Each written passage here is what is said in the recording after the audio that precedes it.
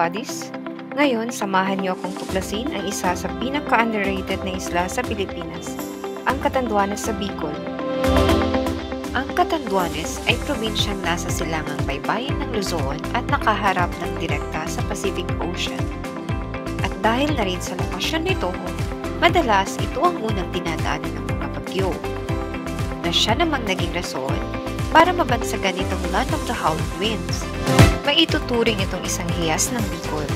Mula sa magandang baybayin nito, surfing experience sa Puraran Beach, kahanga-hangang tanawin mula sa burol at talampas ng Binurong Point, makikita din ang historical Bato Church na itinayo noong 1800s na hanggang ngayon ay matibay pa rin. Maganda ring pasyalan ang Paho River Mount sa Virac. Kahit road trip ay siguradong masisiyahan ka sa mga makikita mo. Maraming magagandang lugar sa Pilipinas ang naghihintay sa iyo, kagaya ng Catanduanes na talaga namang worth it na bisitahin. Planuhin mo na kung kailan ka mag-holiday sa Catanduanes.